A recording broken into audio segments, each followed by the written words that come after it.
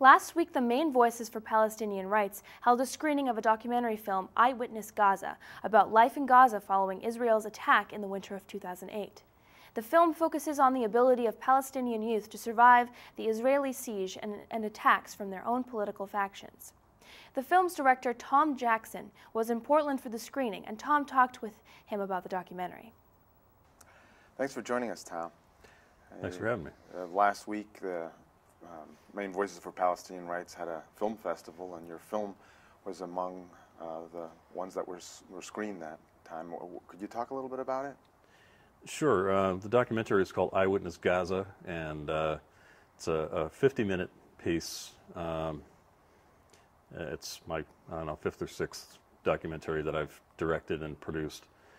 And it's really a look at Gaza on the ground today. You know, in the last couple of years, we've gotten some information and, you know, reports through mainstream media where they've showed some things related to Gaza, like the whole, you know, the flotilla, the boats that tried to get in there and break the siege and bring humanitarian goods in by way of the Mediterranean. But little in the way of, you know, just on the ground, regular people trying to get by under the various conditions that challenge them every day.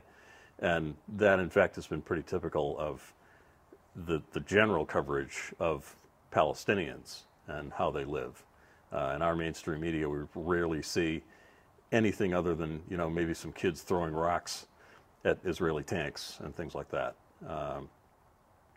And that, of course, fosters the false belief that that's all those people do is throw rocks and, you know, blow themselves up and things like that.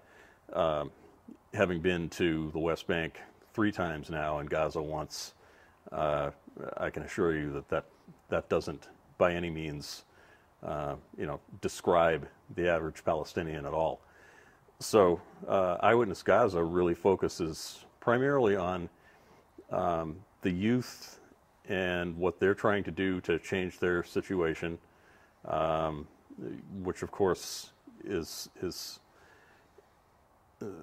exacerbated by a whole bunch of different factors. You know, they're not only living under occupation, under Israeli occupation, as all Palestinians in that region do.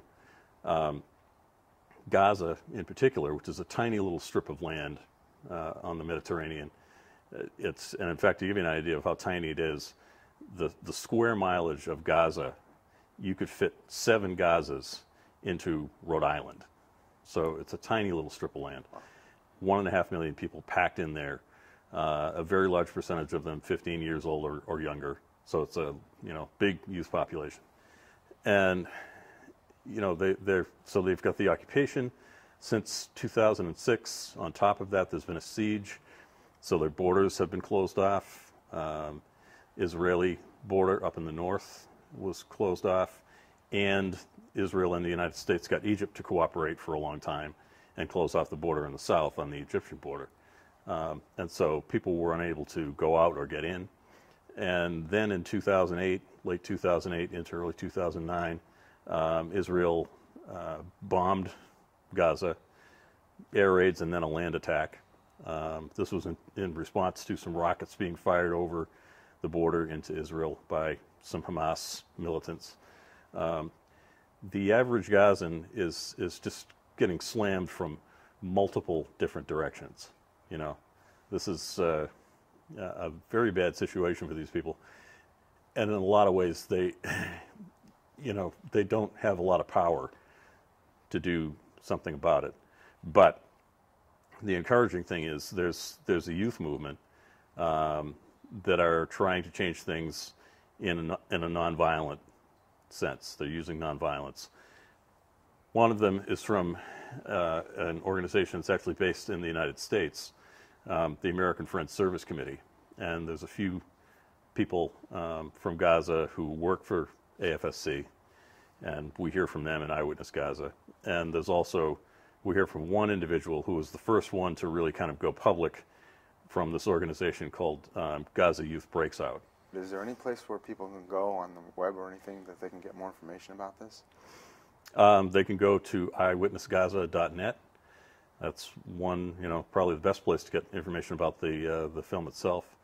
And from there's a lot of links to various organizations that do work. I would include in that the Middle East Children's Alliance, which has been helping to bring safe drinking water to people in Gaza. They're actually one of the organizations involved in the film festival that happened last week here in Portland. All right. So, well, thank you very much for joining us. Sorry, didn't have enough time. All right. Thank you. Take care.